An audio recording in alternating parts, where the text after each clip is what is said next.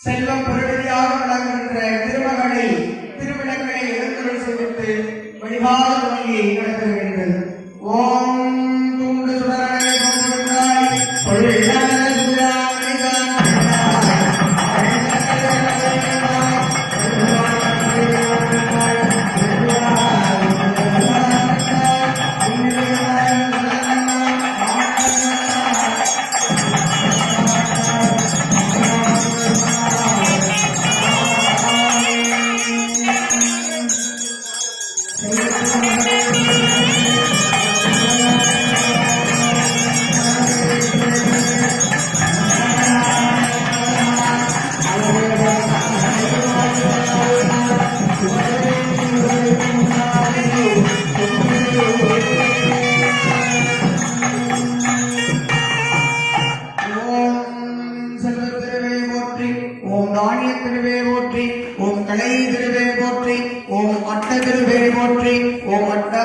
திருவே போற்றி போற்றி போ அருள் தரும் மகாலட்சுமி தேவி திருவே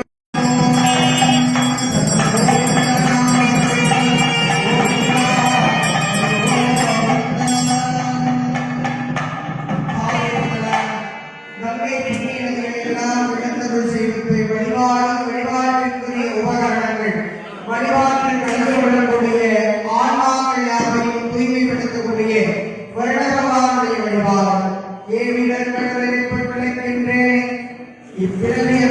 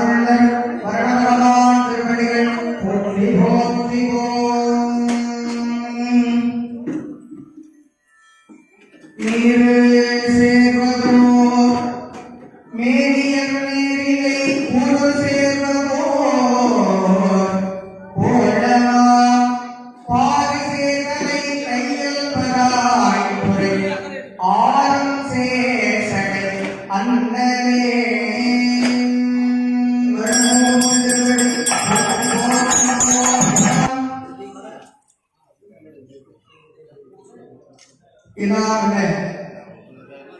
இறைவனுடைய திருவள்ளுவரை விஸ்வச்சரபுதை என்று சொல்லக்கூடிய வைணவ ஆன்மீகத்திலே விளங்குகின்ற கணபதி ஆழ்வார் என்று சொல்லக்கூடிய விஸ்வச்சரபுதையானது நமது தமிழர் வரலாறு விளங்குகின்ற விநாயகர் பெருமானை தொழுது வழிபடக்கூடிய நிகழ்வு துவங்கி நடைபெறுகின்றது.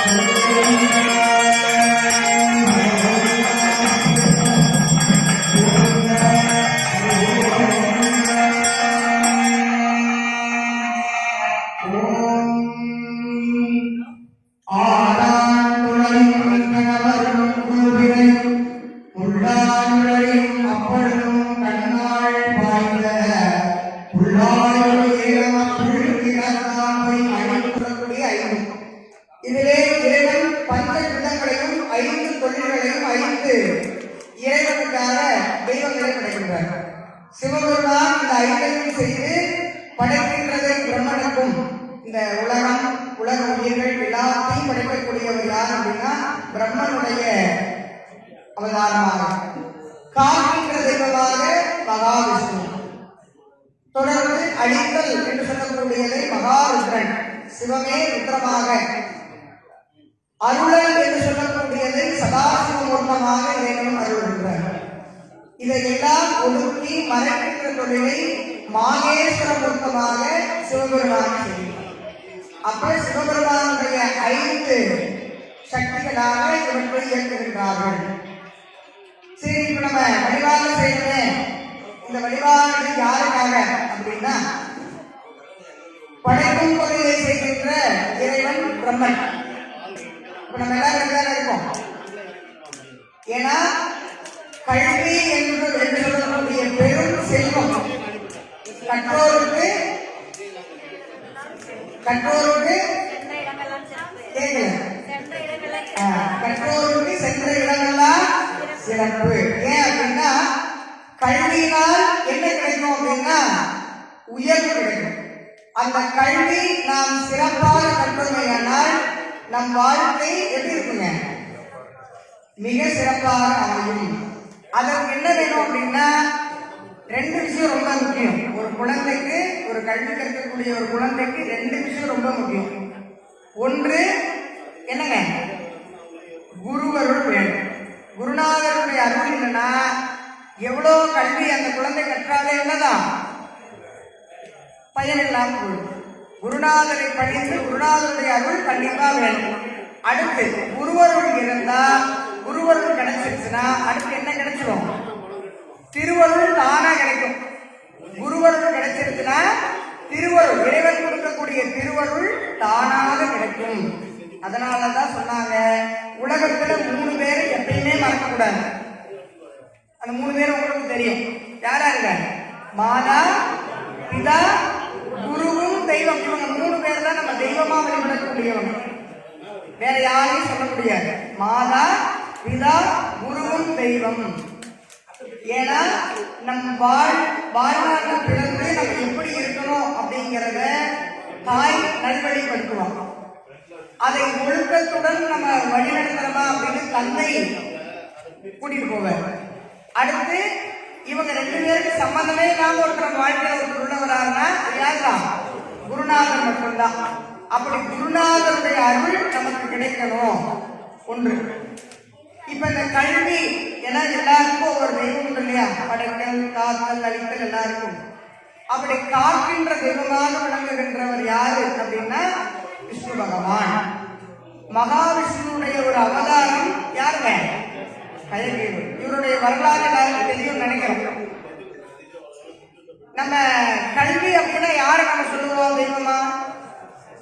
யார சொல்லுங்க?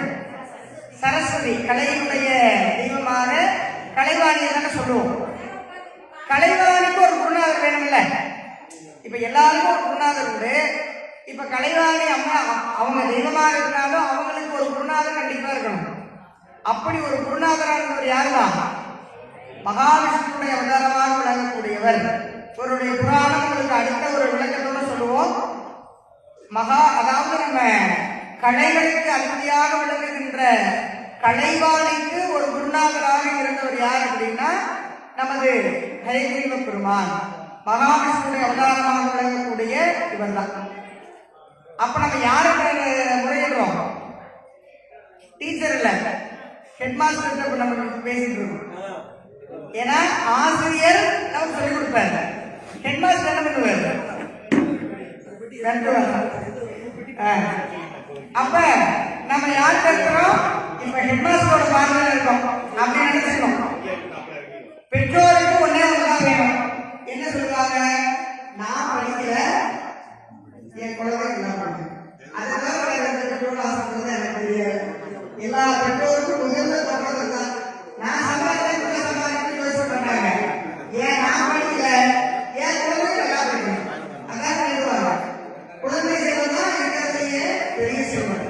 அப்படி செல்வங்களையும் சிறந்தது குழந்தை செல்வம். அந்த குழந்தைக்கு கிடைக்கக்கூடிய செல்வத்தில் மிக சிறந்த செல்வம் எதுன்னா கல்வி என்னும் செல்வம் தான். அந்த செல்வம் கிடைக்கும். அது எப்படி இருக்கணும்? அதை சிதைவடையாமல் வாழ்க்கையில பயன்படுத்தணும். குழந்தைகளுக்கு ரொம்ப முக்கியமான விஷயம் ஒன்று கல்வி, இன்னொன்று என்னங்க? ஒழுக்கம். இந்த 2 ரொம்ப முக்கியம். எப்படி நம்மளுக்கு 2 கண் இருக்கோ அது போல குழந்தைகளுக்கு தேவையான 2 வாழ்க்கையில ரொம்ப உதவக்கூடிய 2 விஷயம் 3 பேர் கற்றுக் கொடுக்கக்கூடிய ஒரே விஷயம் என்னதாங்க? கல்வி கிடைச்சா அந்த கல்வியை ஒழுக்கத்தோடு எந்த குழந்தை கற்றுக்கிறோ வாழ்க்கையில் முன்னேற்றத்தை அடையும். அப்ப பெரியோர்கள் வந்து நிறைய எழுதுறாங்க, ஆலயம் பொழுது பார்க்கறது அதிசயம். ஏன்னா கோவிலுக்கு குழந்தைங்க கூட்டிட்டு வரதில்ல, அது பெற்றோர்கள் பண்றது தவறு. அப்ப இன்னைக்கு நம்ம வந்திருக்கோம்னா இறைவனுடைய அருள், திருவருள் விடாட்சி, இறைவப்பெருமானை வழிபாடு செய்யக்கூடிய நிகழ்வு நடந்து கொண்டிருக்கின்றது. வேள்விக்கு மந்திரமாக பாத்தீங்கன்னா கோவிலாம் போட்டீங்கன்னா என்ன சொல்லுவாங்க,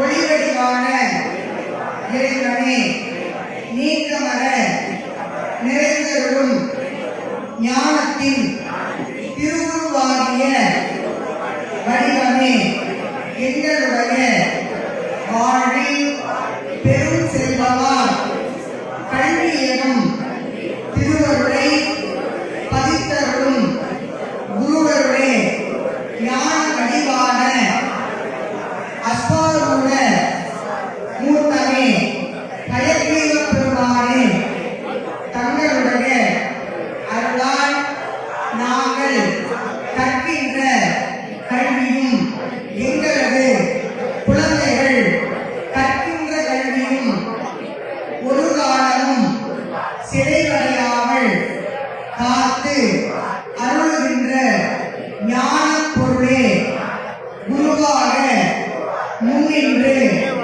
அருள வேண்டுகின்றோம். அப்படி எல்லாரும் சரஸ்வதி அன்னையும் குருநாதராக விளங்குகின்ற கைத்தேவ பெருமானையும், ஏன்னா கல்வி வந்துச்சுன்னா என்ன கிடைக்கும், தானா செல்வம் வரும். அதுதான் அகராஜர் சொன்னாங்க, தனம் தரும் கல்வி தரும். செல்வம் நம்ம கையில இருந்தாலும் அதை செலவு பண்றதுக்கான கல்வி ஞானம் எல்லாம் பிரிச்சு போக வேண்டியா. அப்ப கல்வி கிடைக்கணும் அப்படின்னா கல்வி கிடைச்சாலே கிடைக்குங்க, செல்வம் கிடைக்கும்.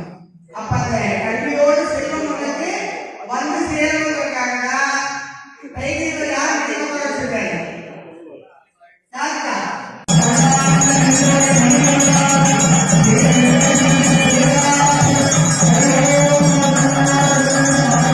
குடங்கள்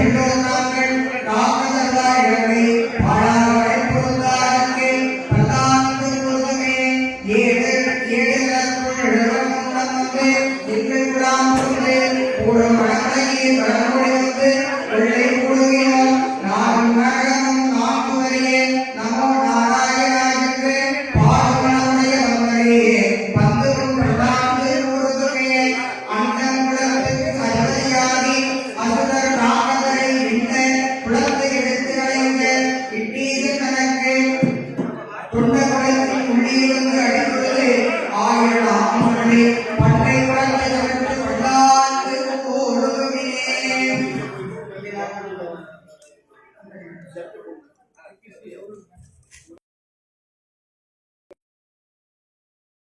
அறிவுருவாகி அரிய அழைத்தவனை பந்தனை தீரவல்லாண்மை பல்லாயிரத்தாண்டு பாடுமே தீயில் கொடுக்கின்ற சுடராய் திகழ்த்தியாருக்கே பல்லாண்டு கூறுவனே உடத்து கலந்தனின் வீரராய் உடுத்து கலந்ததுமே துளர்ந்தல்லாய் மனசூடி கலந்தன சூழலில் தொண்டர்களெல்லாம் விடுத்தது கருகம் திருத்தி திருவோண திருவிழாவை படைத்த வைநாகனை பள்ளி கொண்டாருக்கே பல்லாண்டு கூறுதுமே என்னாலே பெருமான் முதலன் விடையோடு எழுதப்பட்ட அன்னாரே அடியோடு அடிக்குழல் விழுதற்குள்ளன சென்னார் ஒன்றி திருமதுரையும் செய்து ஐந்தாய வைநாகங்களை பயிர்ந்தாருக்கே பல்லாண்டு கூறுதுமே அழ்வழல் ஒன்றுமில்லா அடியோடையாகும் அபிமானங்கள் செல்வனை போல பெருமாளே நான் உனக்கு அடியே நன்மையா நமோ நாராயணா என்று நாம் மனதை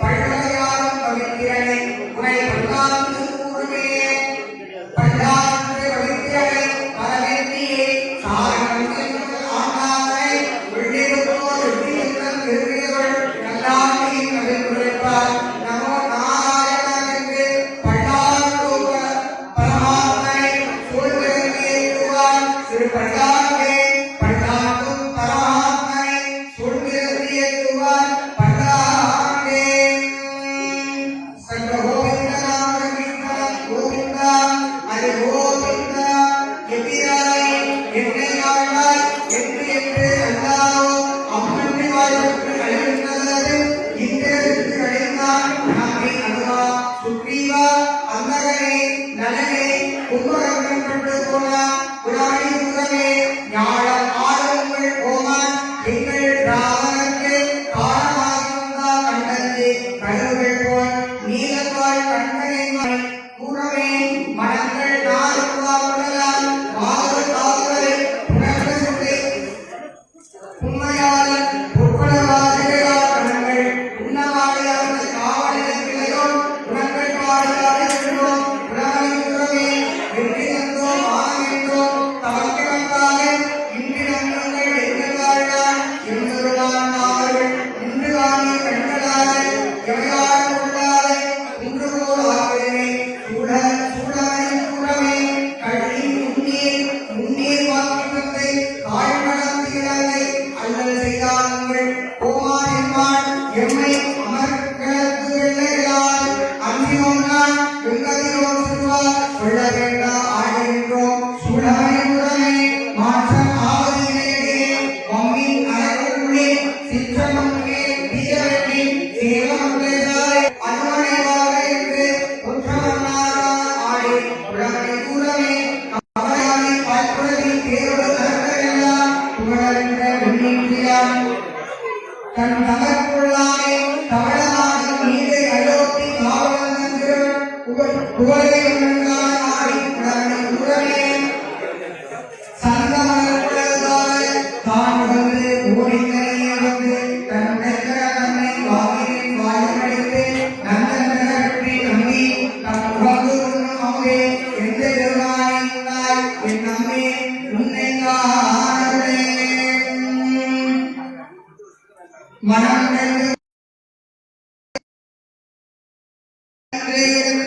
பாடுடன் நீங்கள் பருதினார் அருள் செய்கின்றேன் என் செய்வோனே தெல்லிய வாசிரியாம் நகைகள் உரிமேலகதான் என்ற வெள்ளி மாலை இருந்தாலும் வெண்ணையை வாரர்களுக்கு இருந்து கல்வன்குரல் என்றால் வந்து கையெல்லாம்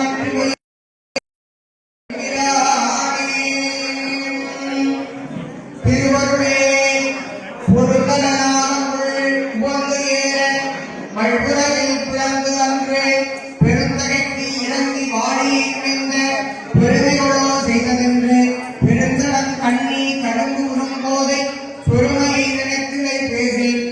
திருமணம்னா கடல் கொண்ட நீரா இவழென கருதிகின்றாயே சர்வ கோவிந்த நாம சங்கீர்த்தனம் கோவிந்தா ஹரி கோவிந்தா.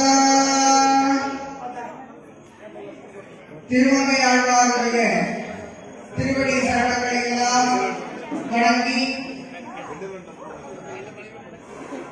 நமது ஹயகிரிவ பெருமாள் விளக்கக்கூடியது மூன்று விஷயங்களாக தம்பம் பிம்பம் கும்பம் என்று சொல்லக்கூடிய வகையிலே இறைவனுடைய மூன்று திருவருளும் இங்கே நிகழ்ந்திருக்கின்றது. இந்த குழந்தைகள்லாம் இருக்கீங்க இருக்கீங்களா?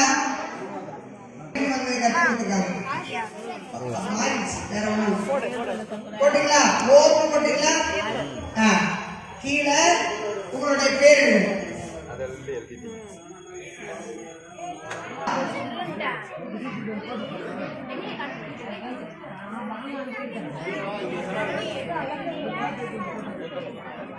எழுதிட்டீங்களா?